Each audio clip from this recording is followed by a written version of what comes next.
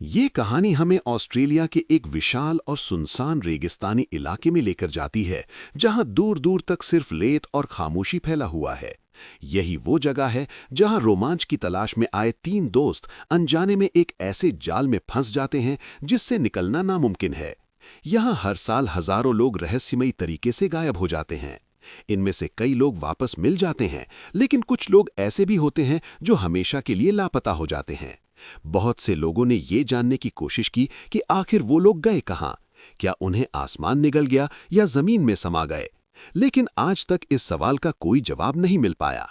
इन्हीं लापता लोगों में से एक कहानी आज हम आपके लिए लेकर आए हैं, जिसका अंत आपको पूरी तरह से चौंका देगा। कहानी की शुरुआत क्रिस्टिन और लीसा नाम की दो सहेलियों से होती है, जो समुद्र के किनारे आराम से लेटी होती हैं।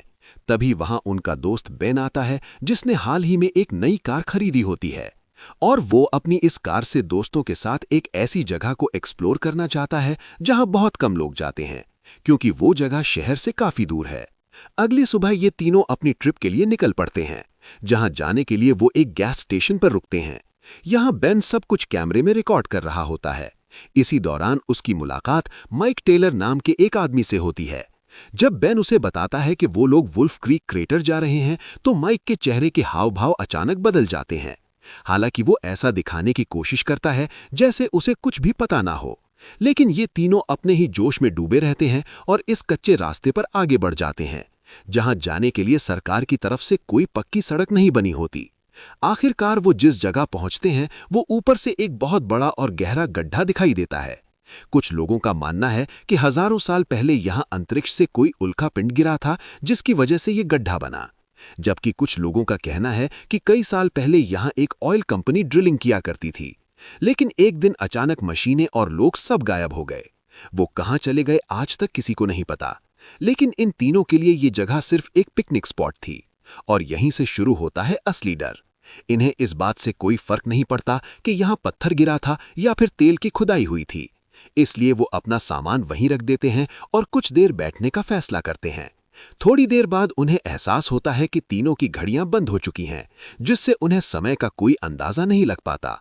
अब अंधेरा होने से पहले उन्हें जल्दी से यहां से निकलना होता है, लेकिन तभी उनकी कार भी स्टार्ट नहीं होती, जिसे बेन ने कुछ दिन पहले ही खरीदा था। ये बात बेन को बहुत अजीब लगती है।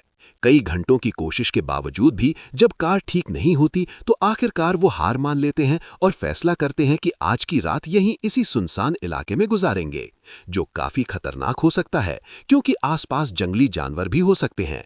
लेकिन इसके अलावा उनके पास कोई और रास्ता भी नहीं होता। रात होने पर बेन अपनी खोज और ऑब्जर्वेशन की बातें बताने लगता है, जिसमें वो कहता है कि शायद किसी यूएफओ की वजह से सभी बैटरी से चलने वाली चीजें बंद हो गई हैं। लेकिन क्रिस्टिन और लीसा को उसकी ये बातें बिल्कुल बकवास लगती हैं और वो उसे चुपचाप सो जाने को कह देती हैं। तभी उनकी नींद के दौरान एक मेहमान आता है, जिसका नाम मिक टेलर होता है। इसे देखकर तीनों बहुत खुश हो जाते हैं, क्योंकि उन्हें लगता है कि अब उनकी मदद हो जाएगी और वे यहां से बाहर निकल पाएंगे। लेकिन कार तो अब भी ठीक नहीं होती, इसलिए मिक कहता है कि वो अब भी साउथ की ओर जा रहा है और कल सुबह लौटकर उनकी मदद करेगा। लीसा उससे रिक्वेस्ट करती है कि वो उन्हें अपने साथ चले, क्योंकि ये जगह बहुत सुनसान और खतरनाक है। मिक उनकी बात मान जाता है और उनकी कार को टो करके पास की एक पुरानी और सुनसान माइंस की ओर ले जाता है, जहां सालों से कोई नहीं गया होता। तीनों का प्लान होता है कि वहीं रात गुजारेंगे और सुबह निकल जाएंगे। मिक तीनों को पानी और खाने पीने की चीजें देता है और अपने बारे में बातें करते हुए खुद की तारीफ भी करता है। वो बताता है कि उसका कोई पक्का घर नहीं है और जब भी वो इस रूट से गुजरता है तो इसी माइन में रात गुजारता है, इसलिए उन्हें घबराने की कोई जरूरत नहीं है। इतना कहकर वो उनकी कार ठीक करने में लग जाता है। तभी लीसा उसके पास जाकर उसका शुक्रिया अदा करती है, क्योंकि वो उन्हें जानता तक नहीं, फिर भी उनकी मदद कर रहा है। मिक कहता है कि वो लोग बिल्कुल भी परेशान ना हो, कल सुबह होते ही सब सही हो जाएगा और वो अपने अपने घर पहुंच जाएंगे। ये सुनकर लीसा काफी खुश हो जाती है और जाकर सो जाती है, लेकिन ये उसकी आखिरी सुकून भरी नींद होती है। अगली सुबह जब लीसा की आंख खुलती है, तो वो देखती है कि उसके हाथ पैर बंधे हुए हैं और वो एक कमरे में बंद है। वो मदद के लिए पुकारती है, लेकिन बाहर दूर दूर तक सिर्फ सन्नाटा होता है। अब धीरे धीरे उसके अंदर डर बैठने लगता है, क्योंकि उसे समझ आ जाता है कि वो किसी भयानक जाल में फंस चुकी है। उधर लीसा देखती है कि उसका दोस्त बेन अब कहीं दिखाई नहीं दे रहा। पहले उसे लगता है कि शायद ये सब कोई प्रैंक है और थोड़ी देर में कोई उसकी मदद के लिए आ जाएगा, इसलिए वो इंतजार करना सही समझती है। लेकिन सुबह से शाम और फिर रात हो जाती है। ना किसी की आवाज आती है, ना ही कोई मदद के लिए पहुंचता है। अब उसे समझ आ जाता है कि ये कोई मजाक नहीं बल्कि कड़वी हकीकत है। इतने समय में उसके दोस्तों को लौट आना चाहिए था, लेकिन अब उसे खुद ही कुछ करना होगा। वो वहां पड़ी एक नुकीली चीज से अपने हाथों में बंधी रस्सी काटती है। इसमें उसे काफी दर्द होता है, लेकिन किसी तरह वो खुद को आजाद कर लेती है और खिड़की से कूदकर बाहर निकल आती है। बाहर आकर वो अपनी कार देखती है, जिसके सारे पुर्जे बाहर निकाले गए होते हैं, जो साफ बताता है कि ये सब जानबूझकर किया गया है। वो सबसे पहले अपने जूते पहनती है, तभी उसे क्रिस्टी की चीख सुनाई देती है। आवाज की दिशा में भागते हुए वो जो नजारा देखती है, उसके रोंगटे खड़े हो जाते हैं। मिक टेलर ने क्रिस्टी को एक खंभे से बांध रखा होता है और आंखें बंद करके उसके चारों ओर गोलियां चला रहा होता है, जिससे क्रिस्टी डर के मारे चीखती रहती है, जबकि मिक को इसमें मजा आ रहा होता है। वो यही नहीं रुकता और उसके साथ गलत हरकतें करने लगता है, जिसे लीज देख नहीं पाती। तभी लीज बाहर खड़ी कार में आग लगा देती है, जिससे जोरदार धमाका होता है। आवाज सुनकर मिक बाहर आ जाता है और लीज छिप जाती है। मिक आग बुझाने में लग जाता है और इसी मौके का फायदा उठाकर लीज अंदर जाकर अपनी दोस्त को आजाद करने की कोशिश करती है। लेकिन तभी मिक वापस आ जाता है और दोबारा क्रिस्टी पर जुल्म करने लगता है। इस दौरान क्रिस्टी बार बार बेन को आवाज देती है, लेकिन बेन कहाँ है किसी को नहीं पता। तभी टेबल के नीचे छिपी लीज मिक की बंदूक उठा लेती है और उस पर तान देती है। मिक हैरान तो होता है, लेकिन वो नशे में होता है और जानता है कि लीज शायद गोली नहीं चला पाएगी। क्रिस्टी उसे बार बार कहती है कि उसे खत्म कर दो और आखिरकार लीज गोली चला देती है, जो मिक के गले में लगती है और वहां नीचे गिर जाता है। मौका देखकर लीज क्रिस्टी को आजाद कर देती है। क्रिस्टी चाहती है कि मिक को पूरी तरह से खत्म कर दिया जाए, लेकिन लीज उसे वहां से भागने को कहती है, क्योंकि मिक कभी भी उठ सकता है। दोनों भागकर मिक की कार तक पहुंचती हैं, लेकिन कार में चाबियां नहीं होती। मजबूर होकर लीज वापस जाती है, चाबियां लाती है और कार स्टार्ट कर देती है। तभी मिक होश में आ जाता है और बंदूक लेकर उन पर फायरिंग शुरू कर देता है। लीज गाड़ी उस पर चढ़ा देती है और दोनों वहां से भाग निकलती हैं। आगे जाकर उनकी कार एक खाई में गिरते गिरते बचती है, लेकिन लीज जानबूझकर कार को खाई में धक्का दे देती है, ताकि मिक को लगे कि वो दोनों मर चुकी हैं। उनका प्लान सही चलता है। मिक आसपास और खाई के नीचे तक चेक करता है, जबकि दोनों पास में छिपी रहती हैं। बाद में वो मिक की दूसरी कार तक पहुंचती हैं, लेकिन अफसोस मिक उसकी चाबियां अपने साथ ले जा चुका होता है। ये जानकर क्रिस्टी पूरी तरह से टूट जाती है, क्योंकि अब उसे लगने लगता है कि वो दोनों शायद जिंदा नहीं बच पाएंगी। क्रिस्टी को अब पूरा यकीन हो जाता है कि बेन को मिक कब का मार चुका होगा, क्योंकि उसे ये सब करने में मजा आता है और वो तीनों उसके पहले शिकार नहीं है, बल्कि वो ये सब सालों से करता आ रहा है।